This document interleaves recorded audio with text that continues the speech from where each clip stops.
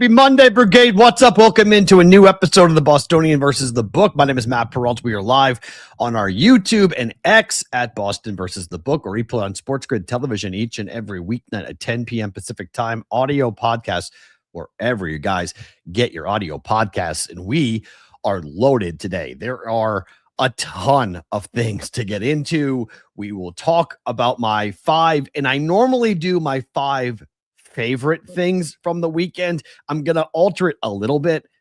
It's the most significant things from the weekend, the five most significant things, because I can't say that an injury to Patrick Mahomes is a favorite, right? Like, I can't, like, that's not, I'm not happy that Patrick Mahomes got hurt. I'm not happy. Well, maybe I am happy the Chiefs are eliminated, but it's not fair to call it favorite. So I have to sort of do it in the appropriate context, which is, well, it's significant, because it is significant. There are several really big stories to get into. We will talk about each game that happened yesterday in the NFL. We will preview tonight's Monday Night Football game with the Dolphins in the cold.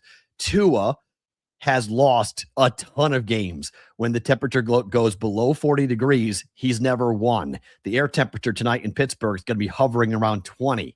That's going to be very cold. But the Dolphins yesterday, when they came in, they went to right to Accenture Field, almost called it Heinz Field. Sorry. They went to the stadium to practice at night in the cold with T-shirts and shorts to try to acclimate themselves to the weather, given that they are coming from sunny Florida and dealing with, well, really nice temperatures, obviously. I don't know what it's like in the Northeast right now, except to tell you that it's been gorgeous here in Vegas. And this morning, it was 50 degrees this morning, and it felt like 2 after what we just went through for the last 5 days here in Vegas, where it was low 70s. And then this morning, 50 felt frigid. And I'm thinking to myself, man, this is 50 degrees. It's going to be, when I go back to New England here in a couple of weeks, it's going to be brutal. It's going to be really hard to deal with the temperature being 10 or 15 or 20 degrees like it will be here tonight for the Steelers and for the Dolphins. The temperature gauge in the Midwest, I see in the chat already with you guys. I feel for you. I know the temperatures have been brutal. Watching the games yesterday across the country, if you were playing outdoors in the NFL, you were freezing like everywhere. It was a cold day yesterday for anyone in the NFL. So yeah, Chef Benny, 14 degrees in Rhode Island. And speaking of Providence, you guys have been on my mind for the entire weekend, and what happened over the weekend at Brown University and the shooting that took place there is just heart-wrenching and horrible. And I've been thinking about you guys ever since that story broke on Saturday night. So that's just really a sad situation for anybody involved, anybody affected. I feel for the victims and families that lost loved ones and whatnot. So I was thinking of you, Chef Benny, over the weekend, and people who are in Rhode Island, and just what the community there is dealing with far too often, far too many times. We've been having these conversations in America about people who are losing their life due to gun violence. So just a really sad and bad situation for Brown University, but not to completely shift gears to a much different conversation, but it is. Let's talk about the opening line. The most five significant things that happened over the weekend. I could have done 10. I kind of kept it to 5.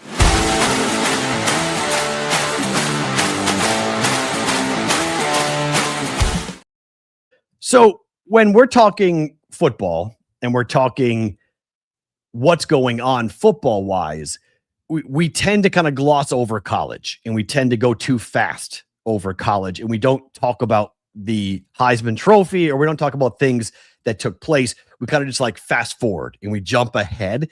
So you may have missed this, but to me, the Heisman Trophy candidacy, or the Heisman Trophy award speech given to Fernando Mendoza of Indiana, I thought was really cool. And there was one clip of it that I thought was pretty significant when he wins the Heisman, and Yahoo Sports quoted him from the speech saying, quote, "I want every kid out there who feels overlooked, underestimated, to know I was you, Mendoza, a 2-star recruit out of high school. Quote, the truth is you don't need the most stars, hype, or rankings.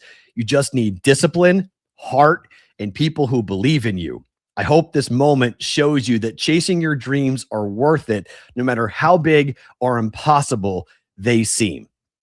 And I show these things to my daughter as much as possible. And I talk about it with my class at UNLV, with young people, where, look, I would rather have every one of my students chase their dream and fall flat on their face than never chase their dream at all. And I've been told by people in my own life, I've been told by people that I am dangerous, that my opinion, that what I am doing with my own daughter, that I am setting her up for failure, that I am, because I preach chasing the impossible, doing what you are told cannot be done, to build up the scar tissue, knowing and telling my kids at UNLV and telling my own child that you're going to have to decide how bad you want it. You're going to have to decide, are you willing to go to the gym and work out when nobody is working out? I point out kids all the time when I'm driving around Vegas. There will be kids at basketball gyms. There will be kids running. There will be kids who are on tracks around high schools that will pass by. And I make a point of it always to show my daughter. And I go, look what this person's doing. While everybody else is sitting around on a Friday night and going out with their boyfriends and their girlfriends, and they're going to the movies and they're going to dinner and whatnot, this kid's working. Be that kid. Be the kid that will work when nobody else wants to. Be the kid that will go to the studio on a Saturday morning when nobody wants to. Be the kid that's willing to sacrifice softness for a dream, comfort for a dream, because I had to do that. And I've been really lucky. And I don't know what the next generation of talk show talent will be able to do. I don't know what they wind up doing or what the medium will be. I don't know if you want to be a content creator, what the avenue is going to be. I just know that everyone who wants to do something easy will sit there and expect it to be easy. And for a lot of people, and me in particular, a kid from an 18 and 20-year-old 7-week relationship, I was the greatest whoops kid of all time in 1976 when my parents for the summer of 76, when my mom became pregnant. It was, what do we do with this kid? Uh-oh, we're kids. And growing up in an environment in which I grew up, where my parents separated early, I had a speech impediment. I came from a pretty violent background with my father, and I was able to overcome all of that to sit here in this chair and talk to you guys every day, and be on Betting Pros and be on Sports Grid, and to write and to do and teach at UNLV and all the different odd jobs that I have at 48 years of age, that if I had listened to the people who told me in my direct life, I would not be sitting here, because people did tell me, and they told my family, what are you going to do? Talk about sports all day? You think that's a job? You think that's a pathway? And it happens all the time with people, even today. They'll talk to me about retirement, and I'll say, what's retirement? Like, retirement?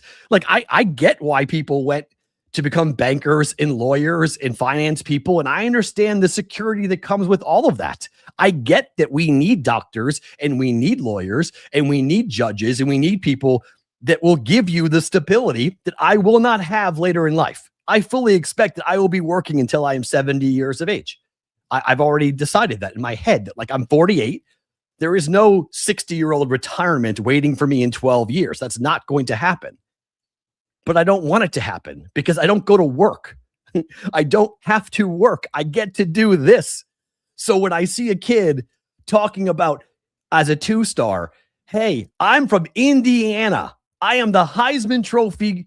We won the Big Ten, and I won the Heisman Trophy, and I was a 2-star recruit coming out of high school. And it's why Tom Brady has always resonated with me. And it's why athletes that do amazing things, or bands that nobody had heard of, and people that tell you all the time that, hey, maybe it's time to give it up. Do you guys know how many times I've had relationships, people that I've been in serious relationships, wives of mine, who have told me that it's time to quit, that it's time to get a real job? Matt, it's time. The universe is telling you, and I have said to the death of me, not until every last angle is explored. Not until I have no other options and no other opportunities will I give up a microphone, because there is no other place that I want to be than right here, right now, doing this with you guys.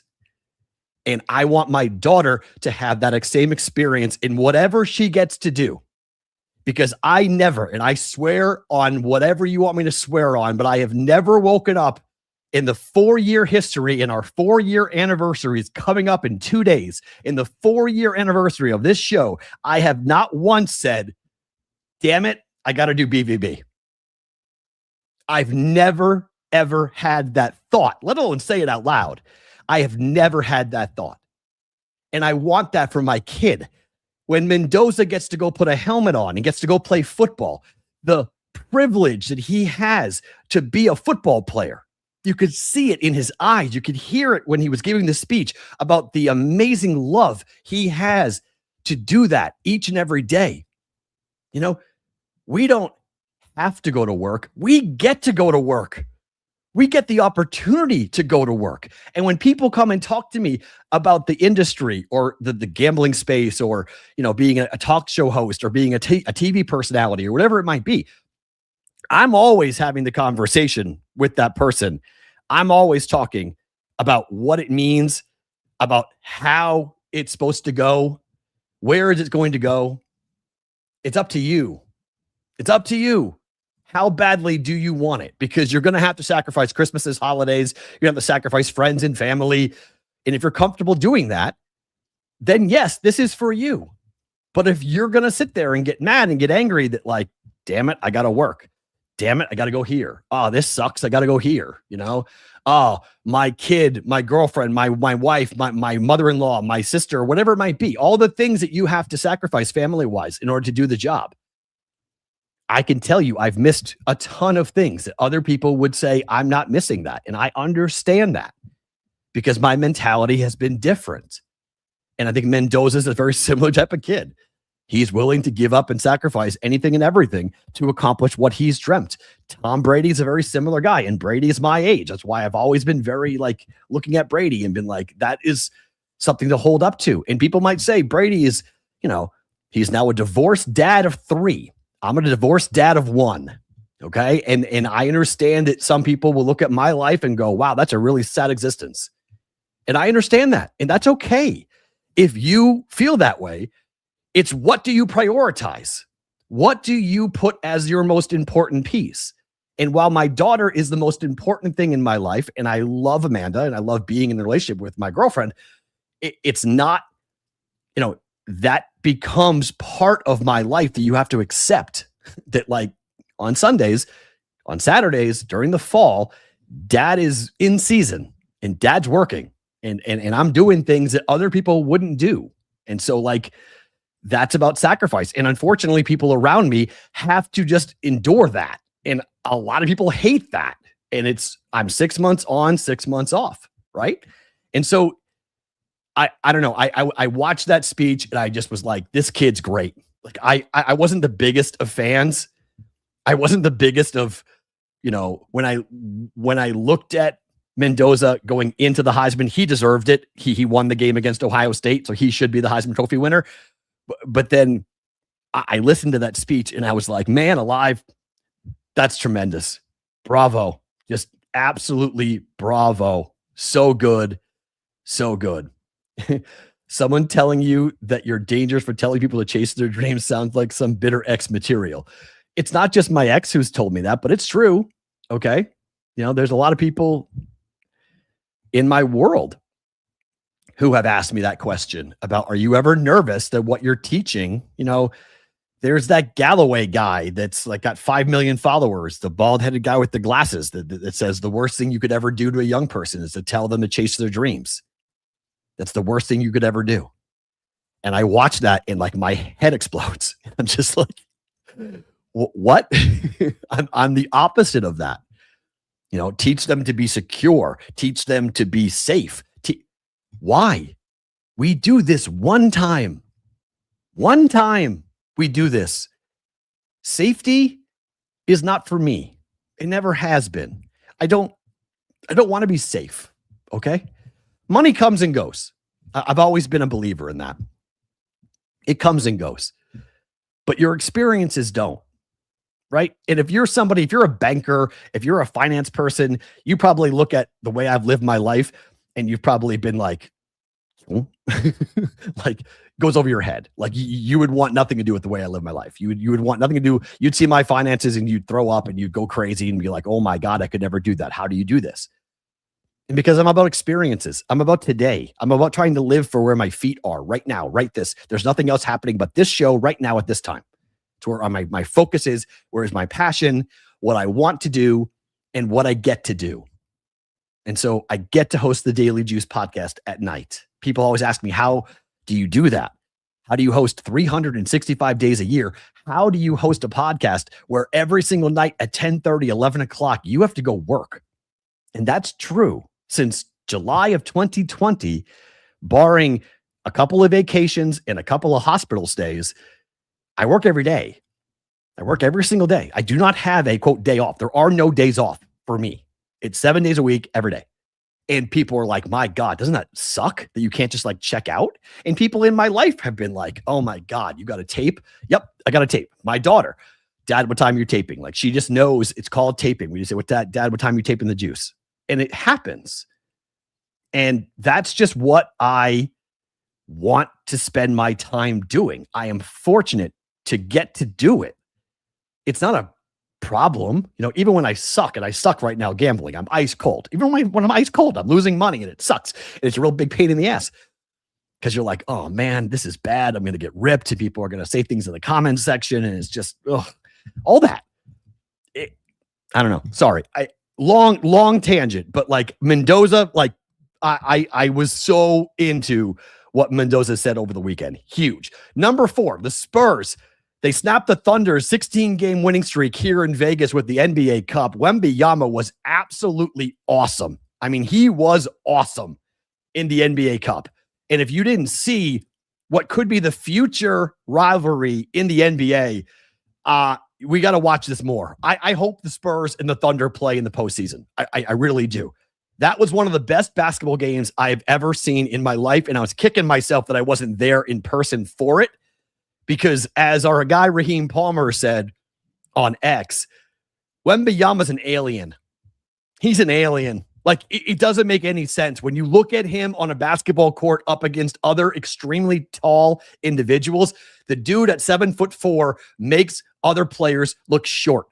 Like NBA basketball players who are the tallest in the world, he makes them look short. When Chet Holmgren was guarding him, he makes a 7-footer look short because he's 7'4" with a handle, with a guy who can pass, who can distribute, who can shoot. Him and Castle and what that roster looks like for the Spurs, the headline is correct. The Spurs might be the only team to stop the dynasty for the Thunder. They might be the only one with Victor Wembanyama. They might be the only ones that could actually get in the way of what could be a long run for the Thunder. Sign me up with 2 mid-sized cities that only have NBA basketball, right? It's the Thunder in OKC, nothing else. And there's the Spurs in San Antonio, nothing else.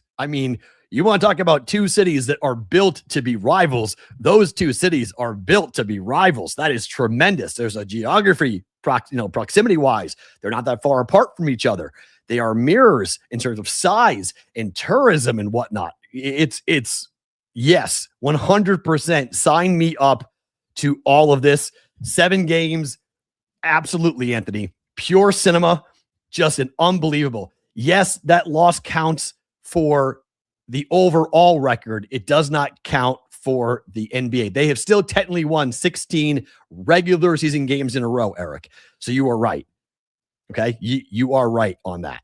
that there is a opportunity there for the Thunder to, it doesn't count towards the record that Josie Myers is keeping track for the NBA all-time best record. That loss does not count. The win doesn't count either, but the loss doesn't count either. So when the Thunder get back to playing in the NBA, I think they play tomorrow or Wednesday. Maybe they play Wednesday. But when they play again, they'll still only have one loss. So that loss doesn't count. But unbelievable. Number 3, Josh Allen reminded everybody why he's the reigning MVP with an absolutely epic comeback. Patriots go up 21-0. Everyone's running to social media to talk trash and to say the Patriots are now the new king of the AFC East. Well, we play 2 halves of football, and the Buffalo Bills are 100% a second half football team. They have been this year, and they did it yesterday to the Patriots by scoring touchdown drives on 5 consecutive possessions to win the game 35-31. The Bills, that was their 3rd biggest comeback in franchise history, and it's the biggest collapse for the Patriots since they did it against the Bills in 2011. That had been an NFL record run for teams that had not blown a 21-point lead at home. It was over 15 years for the Patriots, or 14 years for the Patriots between losses. The funny thing is, between 2011 and 2025, the Patriots won 3 Super Bowls. So if we're going to bookend it, the Patriots should go on a hell of a run right now with Drake May after blowing a 21-point lead at home to the Buffalo Bills. I learned a lot about the Patriots in that game. And I know everyone who's a Bills fan is going to hate this comment, but I think it's true. That Patriots team showed a lot of heart in the second half. Okay. I know the defense was a disaster, but there were 2 players missing off that defense, Milton Williams and Robert Spillane. Robert Spillane's their best linebacker and their best run-stuffing linebacker. And Milton Williams is their most expensive high-end free agent, who also is one of the best run stoppers in the NFL. So he missed that game, and James Cook destroyed the Patriots in the second half. They couldn't stop him. And that is what sets everything up for the Buffalo Bills. They couldn't run the ball in the first half.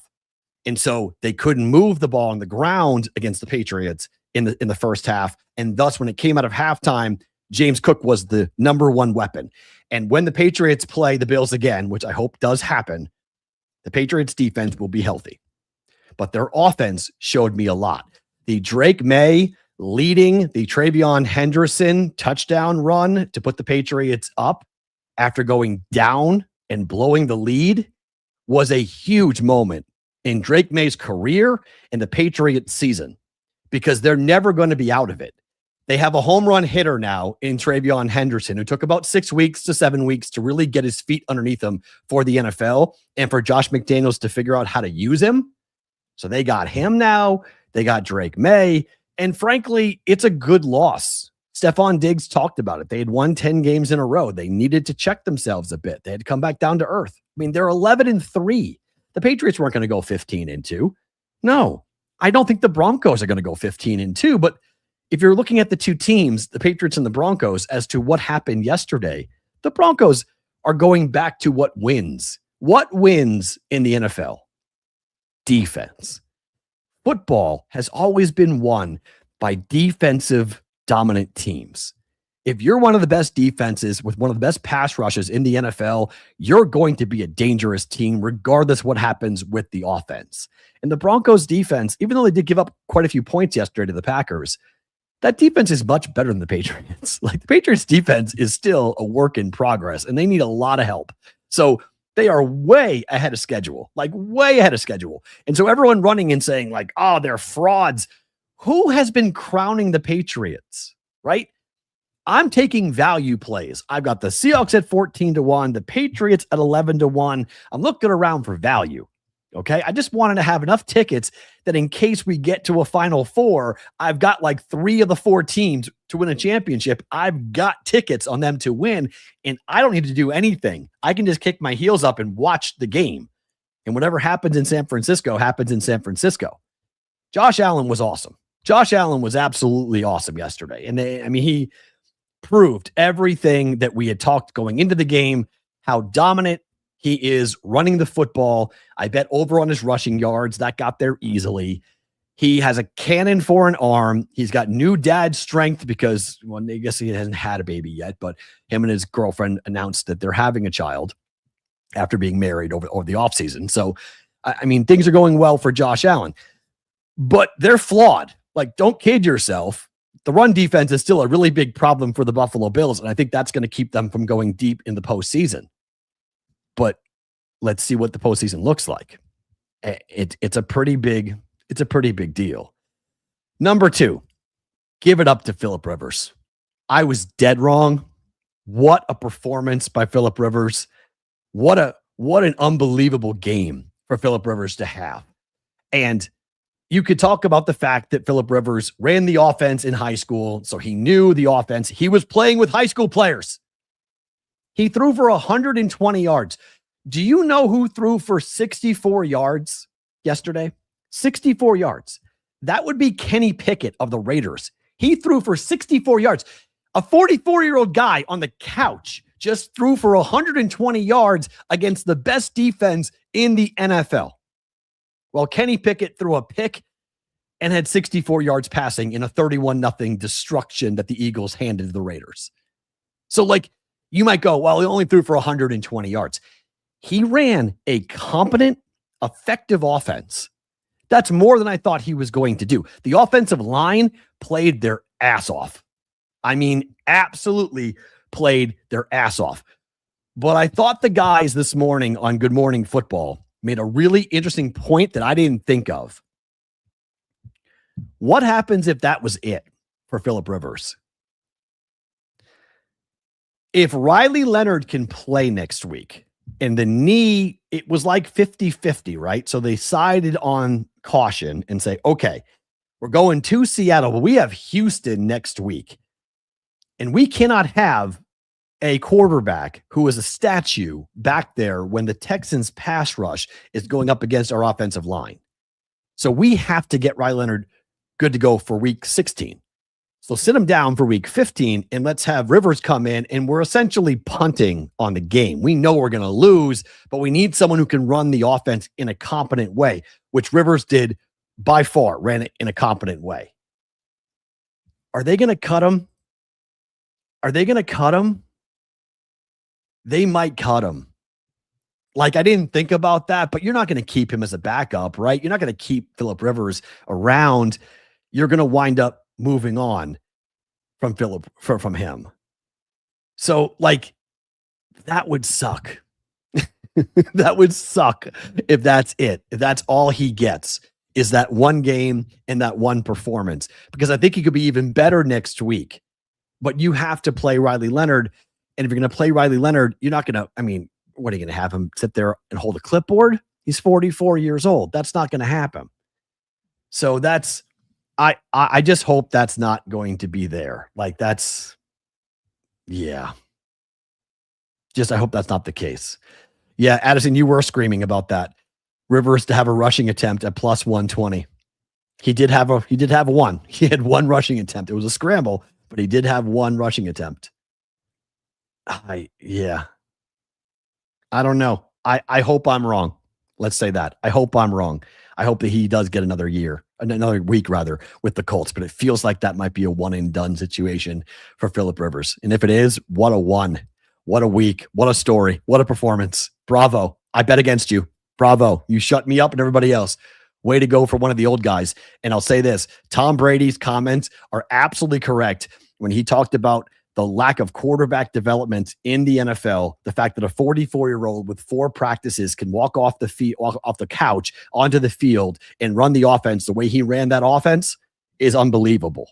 And he's not a Hall of Famer in my mind, but he may have convinced some people, and this was talked about on Good Morning Football as well, he may have convinced some people that in 5 years, they're going to remember this. They're going to remember the epic performance of a 44-year-old, 5 years removed from playing the position, walking off the street into a game and throwing for 120 yards and losing, having the only touchdown pass of the game was thrown by Phillip Rivers. The only touchdown pass completed in the game was done by Rivers, not by Sam Darnold, who improved, by the way, to 12-0 straight up as a 6-point favorite or more, 9-3 ATS because they did not cover, but they won. So for future reference, when it comes to Darnold being a big favorite, he has never lost the game as a big favorite, even though it was 6 field goals that had to be kicked for that team, for the Seahawks to win. But my gosh, what a performance. And number one, the most significant thing from the weekend for me is all the injuries, the massive injuries to the star players across the league. I mean, obviously, we're all talking about Patrick Mahomes, but Micah Parsons is believed to have torn his ACL. Devontae Adams, it looks like it's going to be a serious hamstring injury for Devontae Adams. That's an injury that will keep most people out a month or more. And so that might be it for the regular season for Devontae Adams. They obviously have a game on Thursday against the Seahawks, which is gigantic. Patrick Mahomes is done for the year, as are the Chiefs. They are done for the season. Just a brutal day. Absolutely brutal day. The Packers have a huge game against the Bears coming up, and they will not have Micah Parsons for the rest of the year. And when you're talking about a guy who uses his speed and his athleticism to come off the edge, Micah Parsons is at a 9-month to 12-month rehab. Patrick Mahomes is a 9-month to 12-month rehab, which puts them, if you're going the faster side of things, you're putting them into September of next year. So you're going to miss most likely some time next season for both Parsons and Mahomes, which is awful for both those franchises, which they clearly have invested big things. And there are so many questions about the Chiefs going forward. Mahomes is 30 years old. Tom Brady, when Bernard Pollard of the Chiefs went low with the dirty hit in week 1 and blew out Brady's ACL, and he missed the whole year, Matt Castle came in, almost took the Patriots to the postseason. They missed the playoffs. The comparison between Brady and Mahomes in the overall season is not even close, okay? Brady didn't play. He played 1 game. Mahomes played the whole season up to week 15, and they were already eliminated, basically. When Mahomes got hurt, the game was pretty much over, and so they were losing. I guess you could say they were driving, but they were losing when he got hurt. And so, it's not the same. Mahomes had a shot to take his team to the playoffs, and he did not. Mahomes was eliminated. The Chiefs were eliminated from the playoffs. Tom Brady never had that. He was never eliminated as he was healthy for almost the entire season. He never was eliminated the way the Chiefs have been eliminated. And it does end a insane run for the Chiefs. I mean, you want to talk about some of these incredible streaks that ended yesterday for Kansas City? 3rd most consecutive 10-win seasons. Patriots have number 1 at 17. Over at 10. 10 consecutive 10-win seasons. Over. Most consecutive division titles with 9. Patriots set the record with 10. That's done. Most consecutive seasons in the playoffs with 10, and with a playoff win with 8. Both gone. Patriots own the record for both of those streaks as well. But that run, that dynasty is over. The question is going to be, what happens in the future with a competent head coach in Andy Reid and a roster that needs to be completely reshuffled? So Mahomes next year will not be the same player. What makes Patrick Mahomes so dangerous? His ability to run. Well, coming back off an ACL injury, they're going to baby him. He is the most valuable thing the Chiefs have ever had. So they're not going to allow Patrick Mahomes to rush back. They're going to make sure he is completely healthy, which means, do you take a bridge year next year? Travis Kelce can walk. Does Andy Reid want to play and stick around for what could be a bridge year? Kelce should retire. I've been saying this for a while. There is nothing left for Travis Kelce to accomplish. It's time to walk. The game has passed you by. It's time to retire. So he should retire. The Chiefs should look to move Chris Jones. They should look to move any high-priced ticketed player that they've got. And they should just basically give the West to the Broncos and the Chargers for next year and rebuild. Okay? Rebuild everything. And then come back in 2027, fully loaded with Patrick Mahomes, and good to go. I'm not saying you have Mahomes be out the entire year next year. I'm just saying you bring in a new head coach because I think Andy Reid could very well walk. Like, what is left to accomplish for Andy Reid? Same thing. It's the same conversation that you would have with Travis Kelce. Like, why would you want to go through a year next year where you're going to struggle? You're going to have a tough time. And that's if everything goes right for Mahomes, because the knee, it was banged up before the injury. And I mean, that looked, because of his reaction to the injury, that looked significant. But he got his, knee grabbed and bent. The Micah Parsons injury looked far more gruesome than what Mahomes did. You could tell Micah Parsons, his knee went the wrong way. Like his leg went different directions at the knee. Like you knew his ACL snapped because of how he was stepping. And that's just, it's like a basketball play, right? If you're playing basketball and you step the wrong way and you cut and the knee doesn't, rotate, you blow your knee out. It happens to basketball players every day. Well, that's what happened to Micah Parsons. The Mahomes injury, he was airborne when it happened. He just had a guy grab his leg and twist the leg, and then the knee bent the wrong way.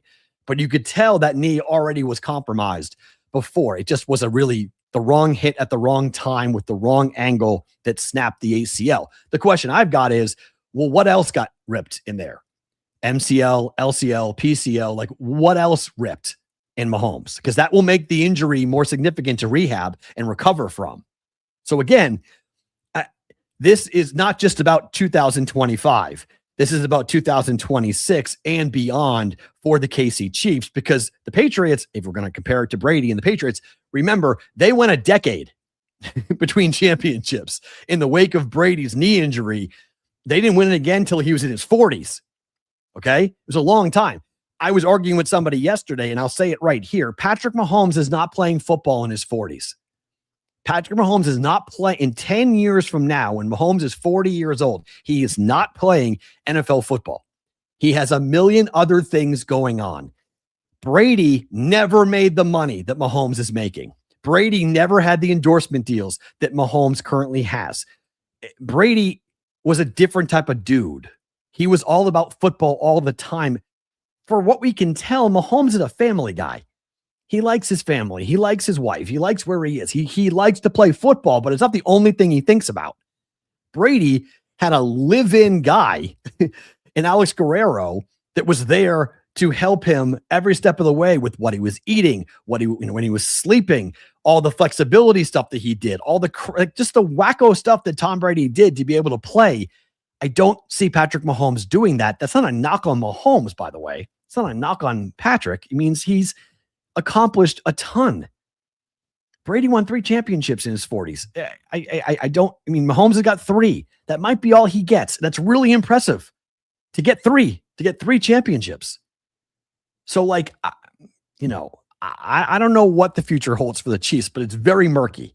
It's very, very murky as we go forward with all of this. But if you're a Chief fan, I think you should be looking for a rebuild year.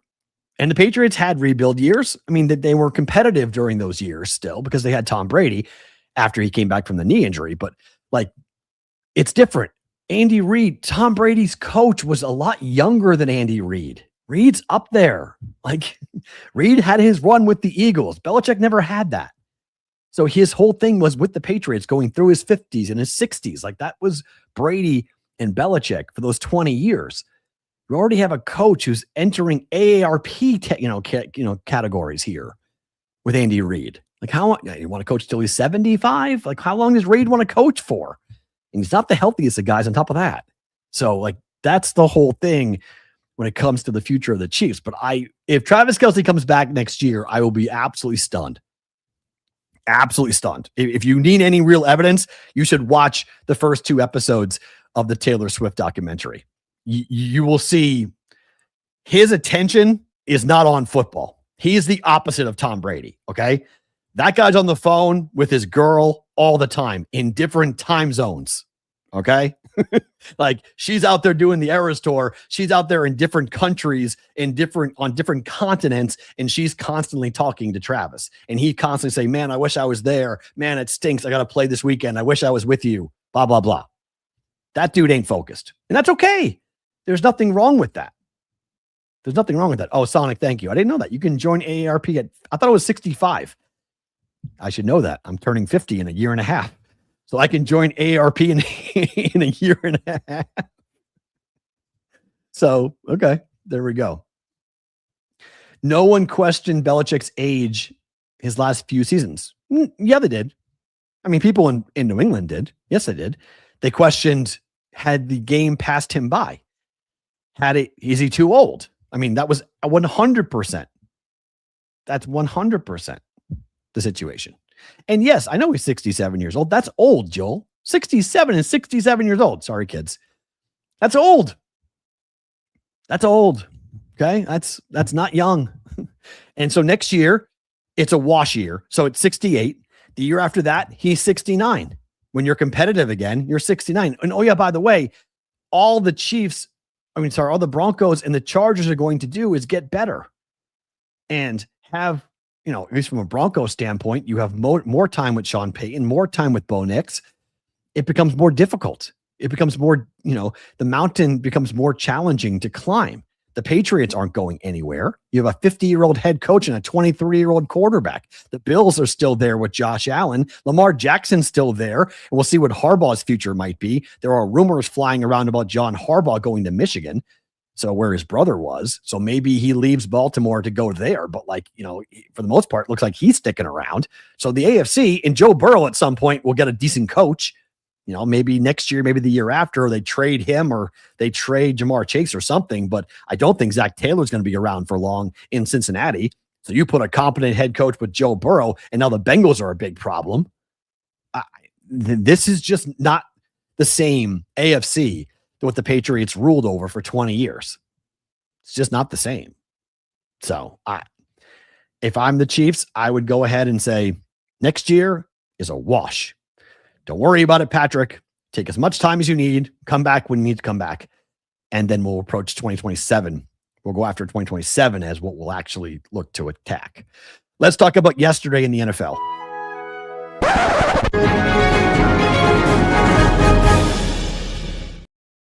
All right, first time experiment on last Friday where I picked every game, sometimes multiple picks, for every game on Sunday in the NFL. I'll do that again. I went 7-9, but I had plus money with the Saints money line and the Broncos money line, which both cashed. They both won. So I was actually flat. So if you did a money wise, we didn't lose any money, didn't make any money. The record was 7-9, but we did have the Saints beating the Panthers and the Broncos beating the Packers. Speaking of the Broncos, that was very impressive what they did with Green Bay. Look, the injury to Micah Parsons is so significant for Green Bay for this coming week against the Bears.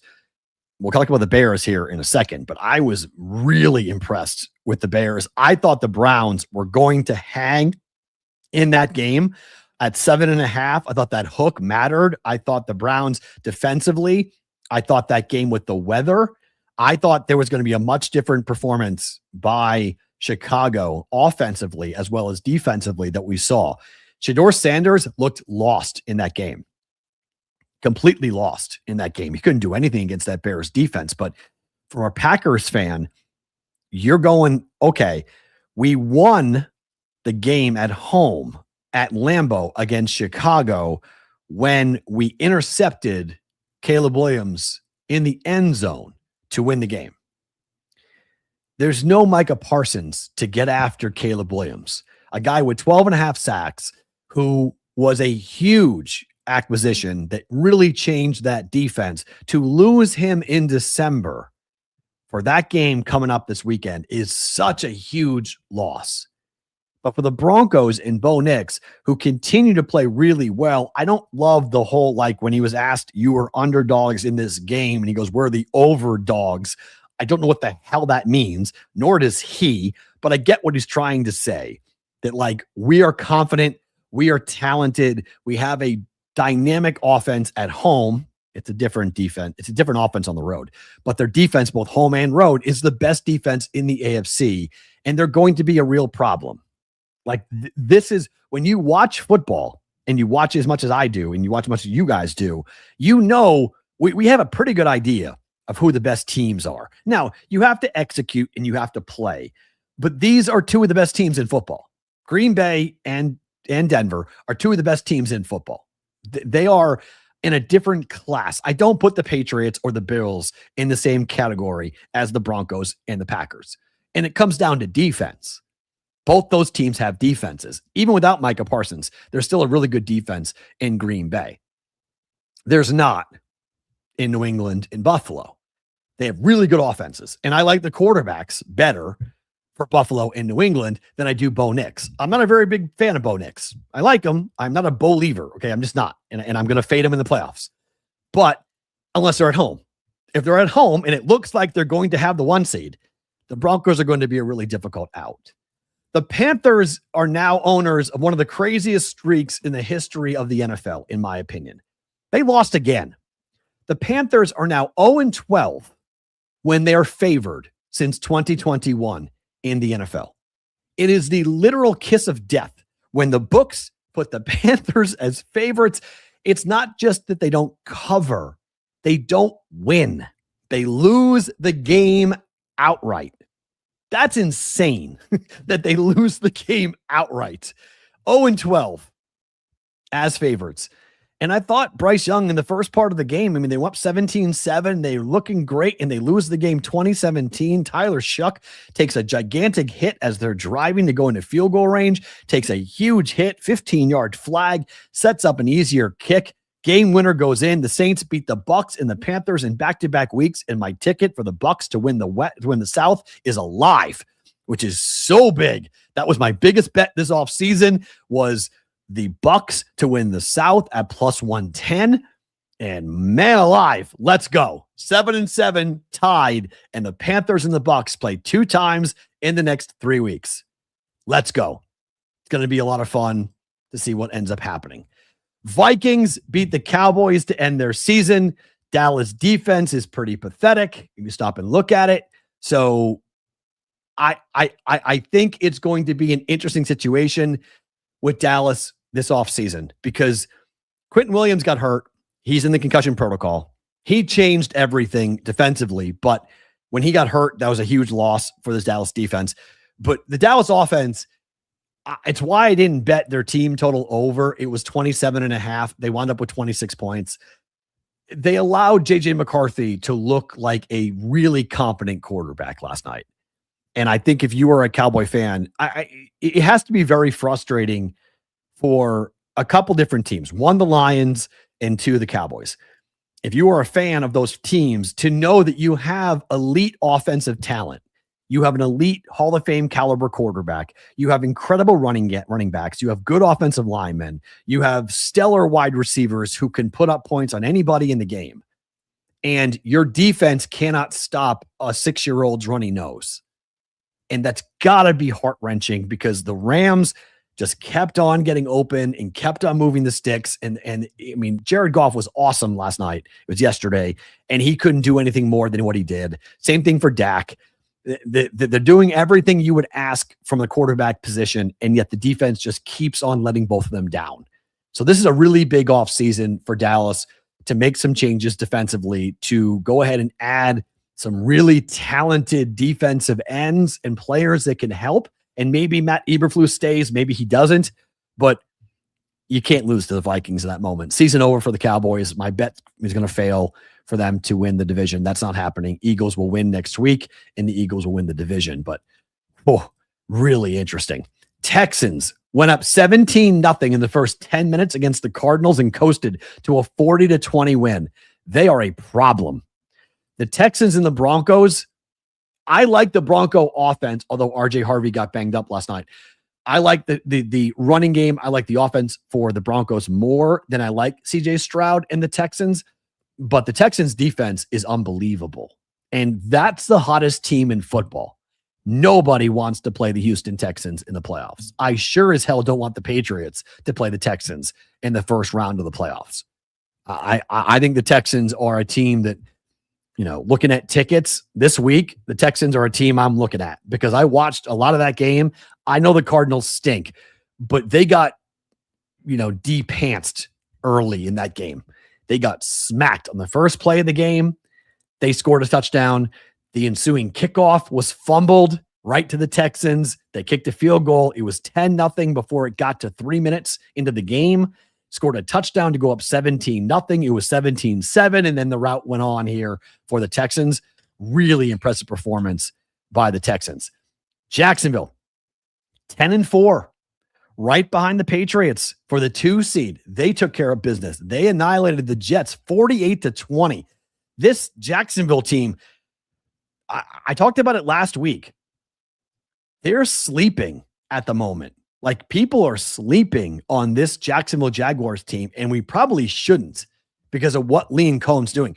I know he won't win the Coach of the Year, but there's an argument to be made that Liam Cohen's the Coach of the Year in the NFL. I mean, where did this come from? Where did the 10-4 come from on this? Yeah, thank you, CBW. They fired Steve Wilkes today. Jets fired their defensive coordinator. They did not have a pick the entire season. Okay. I mean, like, I'm really curious what the Jags look like. They're going to have a home game. They're going to win the division, and they're going to have a home game. I guess you could say that, the Texans are right behind them, but I think they'll probably wind up doing that.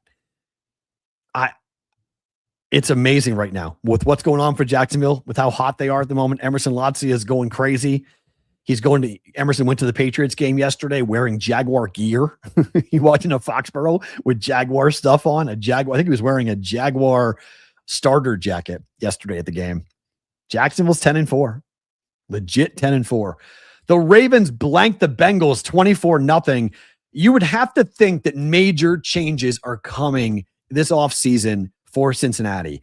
I know Zach Taylor's got 1 year left on his deal, and I know the Brown family does not like to pay anybody not to work, but my God, you have Joe Burrow being asked about his enjoyment level of playing football, and he looks miserable. You have Jamar Chase being asked after the game, should there be big changes being made next offseason? And he said, yeah, probably, but I'm not in charge of that. Like, this is like a week from a mutiny happening with the Bengals. That game was awful. They get shut out by a Ravens team that was not good defensively going into the game. Kyle Van Noy with an interception that looked like Burrow was throwing the ball to him.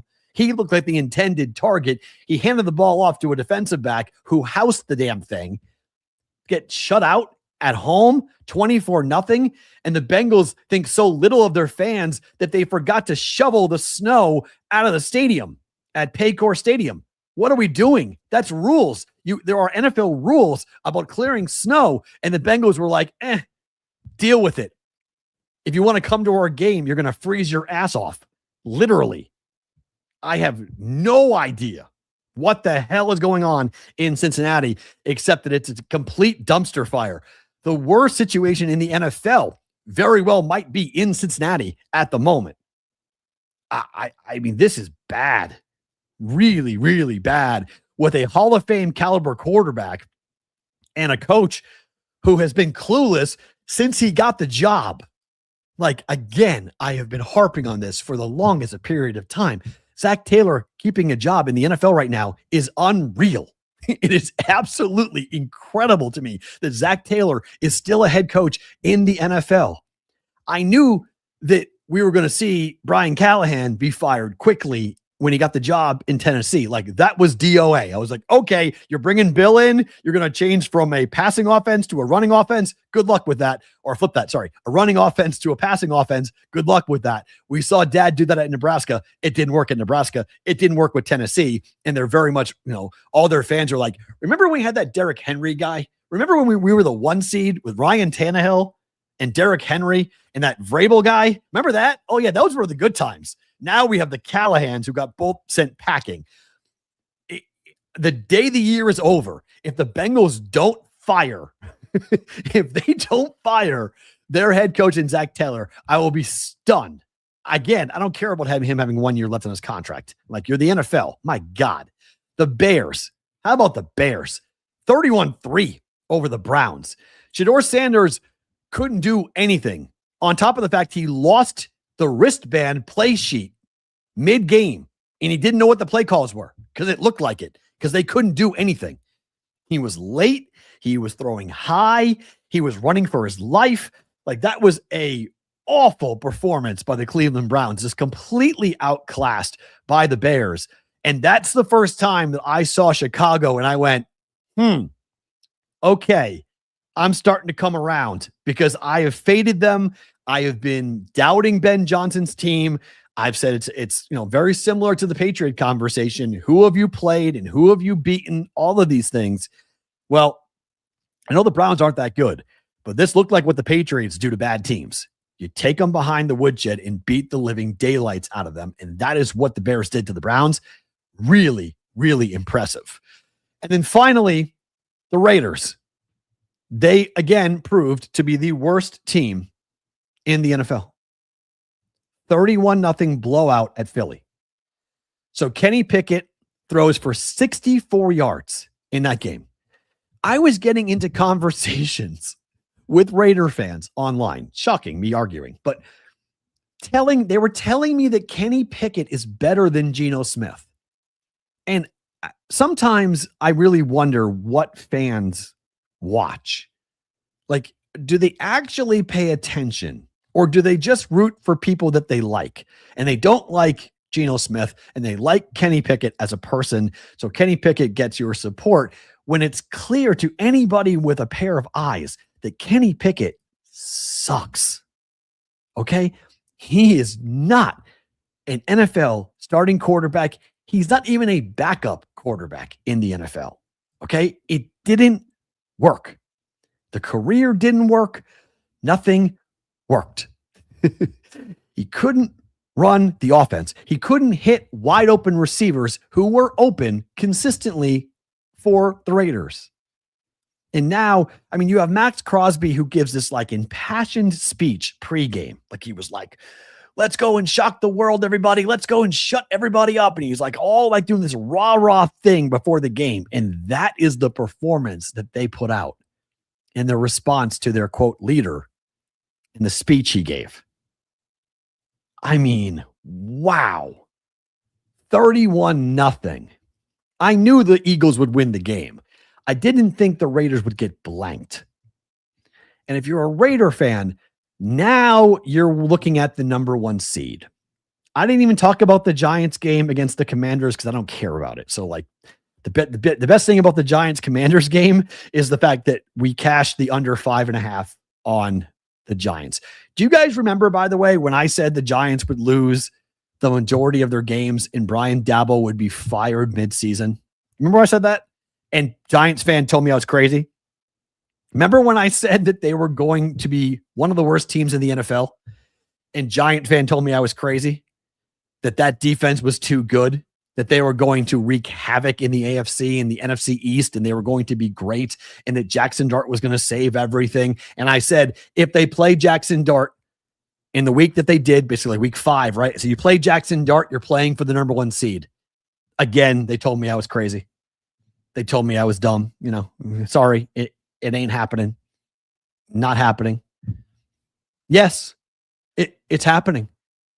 The Giants are right now in the driver's seat for the number 1 seed, the number 1 pick rather, in the NFL draft in April in Pittsburgh. The Giants have the inside track. If they lose the next 3 games, the Giants will be the owner of the 1 pick, and they can go and take Mendoza, or they can take somebody else if they want, or they can trade it. But the Giants will have the 1 seed. The Titans are right behind them. The Raiders are right behind them. And we'll see how this whole thing works out as to what the order will be for the NFL draft. But it is going to be not only going to be watching for the 1 seed, but you have to watch for the last pick for the number 1 pick. You have to watch that as well. 2-12 Tennessee, 2-12 Las Vegas, 2-12 Giants.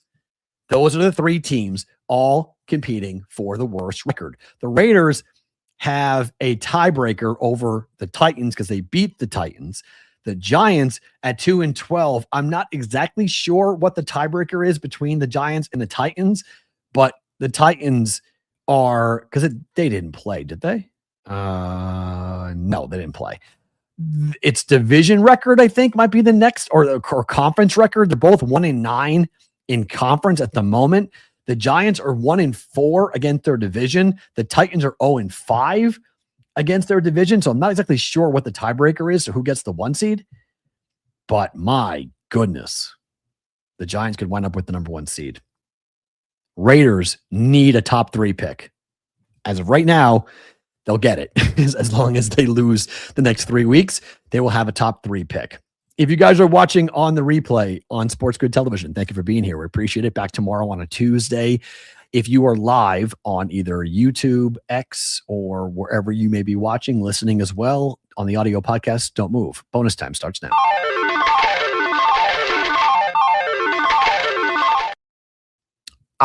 Okay, thank you, CBW. Strength of schedule, weaker schedule gets the higher pick. So strength of schedule, the Giants, 577 for the Giants, 579 for the Raiders, and 597 for the Titans. So the easier the schedule, they get the higher pick. So the Giants have the easiest strength of schedule yet between the 3. So as of right now, it'd be Giants with the 1 pick, Raiders with the 2 pick, and the Titans with the 3rd pick in the draft. Titans had the 1 pick last year, so they'd have 1 and 3. If you and we'll do it later in April, but like from a Raider perspective, Mendoza goes 1. He goes to the Giants. And then if you're the Raiders, you're drafting a quarterback at number 2, right? You would probably have to draft a quarterback at number 2. I can't wait to see what all the rankings come out and as to who is what and what happens from a scheduling standpoint, because I think there's going to be a lot of debate about Mendoza's ability and who comes out, frankly. Like, we'll have to see which quarterbacks do wind up coming out or not. Why would the Giants draft another quarterback? That's a fair point. Okay. I don't know, because I think Dart's, yeah, okay, that's fine. You keep Jackson Dart. So you would take, I don't know who they would take. A defensive end? One of the kids out of Ohio State? Take a defensive player for the Giants? You've already used first-round picks from Abdul Carter. You've got a bunch of players on that defense, that you've taken with the first-round pick. So do you go another defense? Oh my gosh. The Raiders would take Jeremiah Lovett too. Could you imagine? Yeah, it's okay, Eric. Giants would need to trade the pick. It's not a bad idea. Trade the pick for talent. You have a running back. You have a wideout, right? Malik Neighbors has to come back from that knee injury, another knee injury. That's not good. Scatterbo is going to come back from the ankle. But you have Jackson Dart, who I hope all offseason, I hope the only thing the Giants do is sit Jackson Dart down with running quarterbacks and tell them about what has to happen for you not to get hurt. Because he keeps on asking, and I saw someone made the joke, and it was, I forget who said it, so I apologize that I can't attribute the joke to them because it was awesome. Because the clip post-game was Jackson Dart saying, I don't understand why they stopped the game to take me out of it to evaluate me for a concussion. And somebody said on X, their joke was, it's because you play football like you're not wearing a helmet. And that is true. He is playing football that way, where he just runs around and like he gets his bell rung all the time. And he's not going to stay on the field long term if he keeps on playing like that. So they really need to figure this out going forward with him, because he's not going to be. So I think it's a good point. They probably won't draft number 1, a quarterback, but I would trade it. If I'm the Giants, I think I would trade the pick. I think that's probably a good play. Let's talk about tonight's Monday Night Football.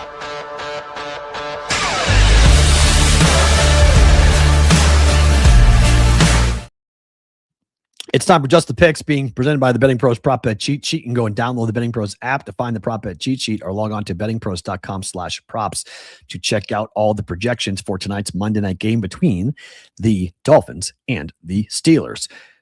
So here's the problem with this game for me. Pittsburgh is favored by 3. Pittsburgh, without TJ Watt, is 1-10 in the 11 games he has missed in his career. TJ Watt's not playing in this game because of a dry needling accident, which deflated his lung and caused him to be in the hospital. That's a horrible thing to have happen, and something that's inexcusable, that cannot happen to your star player, in particular because he wasn't on the injury report. So why was he getting a dry needling situation going on to deal with some type of injury that then went too far and punctured his lung? Tyrod Taylor had this happen, and he threatened to sue over it. I don't know what TJ Watt's going to do, but he's out of this game.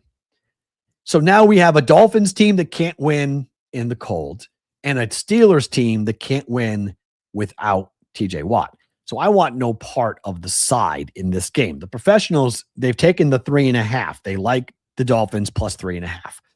They've had a bad night, a bad day yesterday, bad weekend. Pros did not do well yesterday. Lions losing, not good. Lions +6, not covering, not good. Bills coming in. Pros were on the Patriots. Like it wasn't a good day. Books didn't do great either yesterday. Good day for the public. I don't know what to do with this besides the under. That's it. Under 42.5. Cold weather. Dolphins don't score that much. How many points do the Steelers score? I don't know. Dolphins defense has been playing really well lately. They've won 4 games in a row. They're flying around. I talked about them going to the stadium last night to get acclimated to the cold. They think it's time for Tua to win a game in the cold. Maybe. They need it. They need it. I don't know if they will, but I'm going to stay away from it, and I'm just going to go ahead and take the under. Under 42.5 for the Steelers and the Dolphins. This should be an under game. 4 of the last 5 home games for the Steelers have gone under. I think this game goes under tonight for Pittsburgh and for the Miami Dolphins. Prop bet time.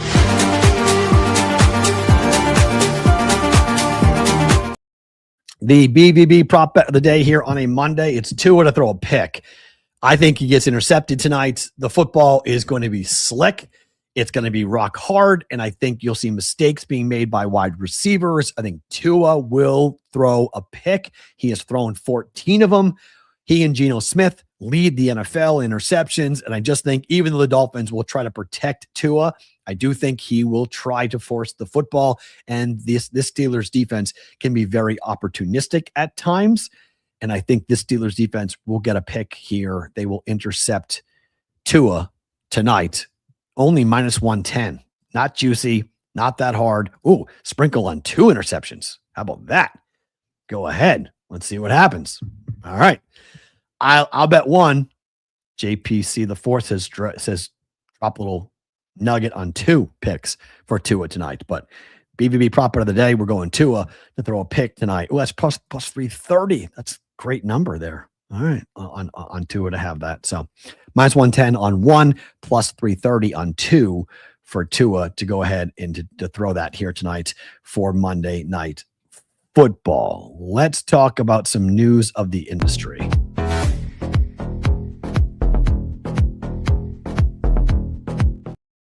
All right, news of the industry, and this is one of those stories that I think a lot of people are going to talk about and going to ask questions of, and we'll cover it more as the days go on. But Arizona over the weekend pulled Underdog's license for opening up prediction markets in other states.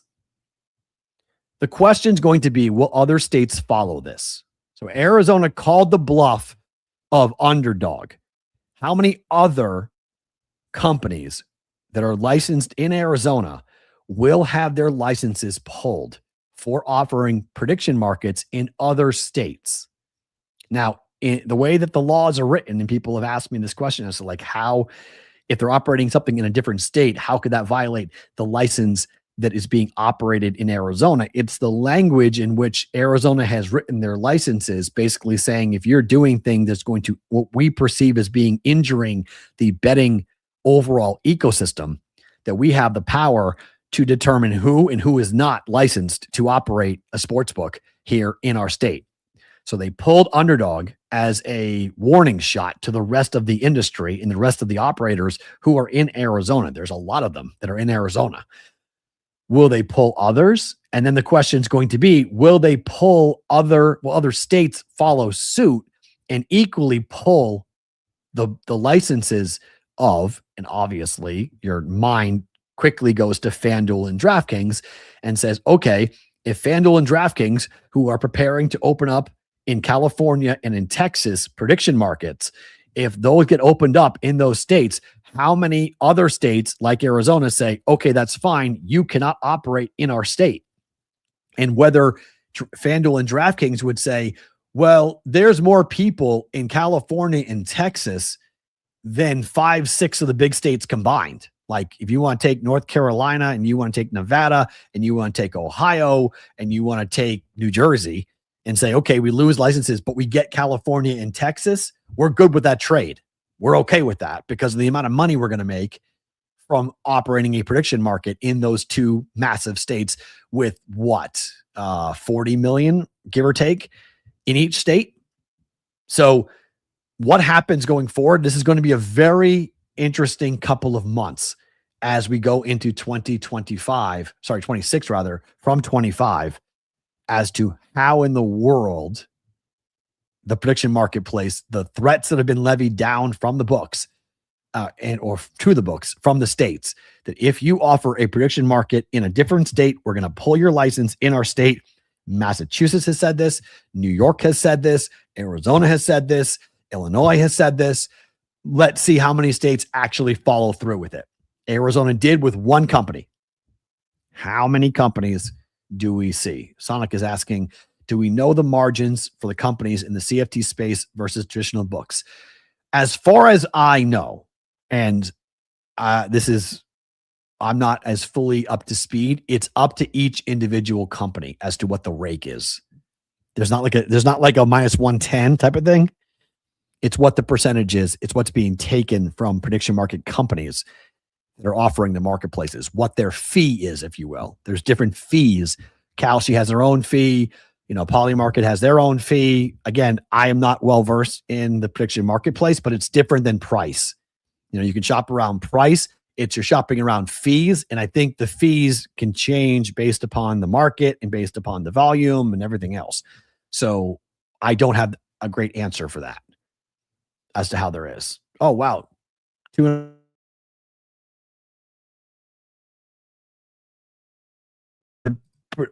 prediction markets it's different.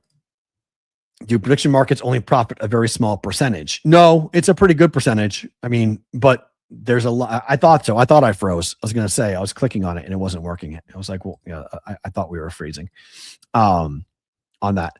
First freeze of the show comes an hour and 13 minutes in. We had a pretty good run without freezing today. So that was pretty good. So we'll have to wait and see how that all plays out as to what happens.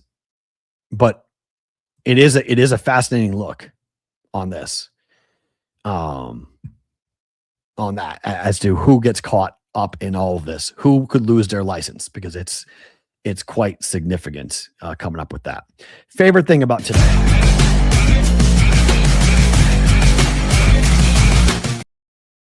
My favorite thing about today, and this may sound a little weird because it actually is, that I'm actually happy the Patriots lost last night for a couple of reasons. And it's every once in a while when a big loss happens, you get to see people's agendas.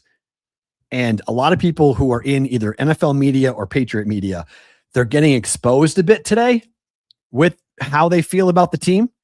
Because if you go with the full blown, it's the end of the world is falling apart, the sky is falling take with the Patriots losing. And as Mike Vrabel said this morning when he was on Boston radio, the Patriots hadn't lost in 83 days. That's insane. They had not lost a football game in 83 days. If they were to go on another streak like that, 83 days without a loss, they will win the Super Bowl. Now, I'm not saying that's going to happen. Different level of competition, different schedule. You know what I'm saying? But that's a moment in a season where you were up 21-0, and the class of the division for the last 5 years walked into your house. You went up big and you relaxed. The Patriots relaxed at halftime. It's clear as day. Just human nature, right? Things had come very easy for the Patriots, and they just blew the Bills off the field in the first half. It was domination.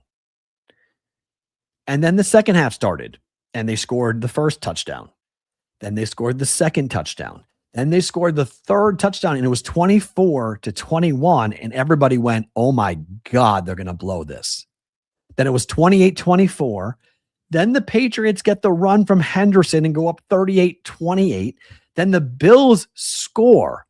Remember, the Patriots had the football with a chance to go win the game. And the Bills defense made more plays than the Patriots offense did. That's a moment that Drake May had not had yet in his career. He had not had the 2-minute drive to go win a football game, with that level of intensity on the outcome.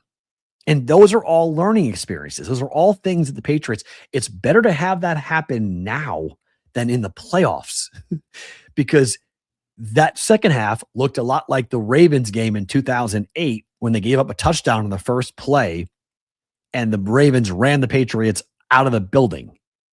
And as a Patriot fan going, all of this is butter. Okay.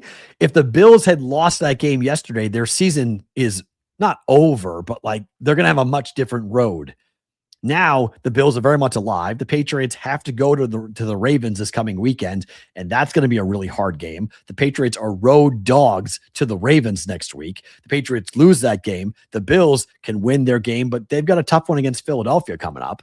So how does it play? I mean, the Patriots only losing 3 games would be stunning. I don't think they're going 14-3. The Patriots could lose this weekend, and then they'll beat the Jets and they'll beat the Dolphins. And they'll wind up with a hell of a record of 13-4. That's amazing. At 13-4, the Patriots are in the playoffs. Regardless if they win the division or not, that's a huge step forward for a team that had won 4 games in back-to-back seasons. So I'm not sky is falling type person. I'm not clickbait type person when it comes to this. This is just let the team play it out. And Mike Vrabel's opinion was great after the game. He was like, this is the National Football League. These things happen. You lose these games. You lose these games. And yeah, Portnoy never should have done what he did at halftime.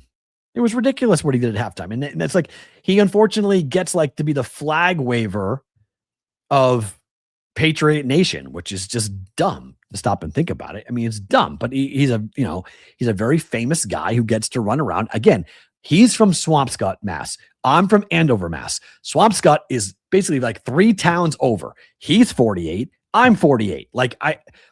I know people who know him, and it's just he was born in 77. I was born in 77. We've all lived this very similar lives as Patriot fans. Okay,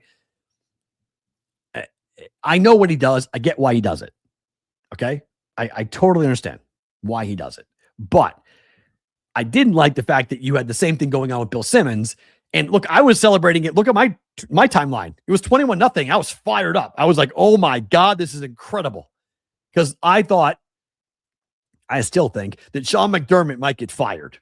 Sean McDermott's run here, that window is closing. It's not closed. It's closing. And Sean McDermott can't get the team ready. They're horrible in the first half.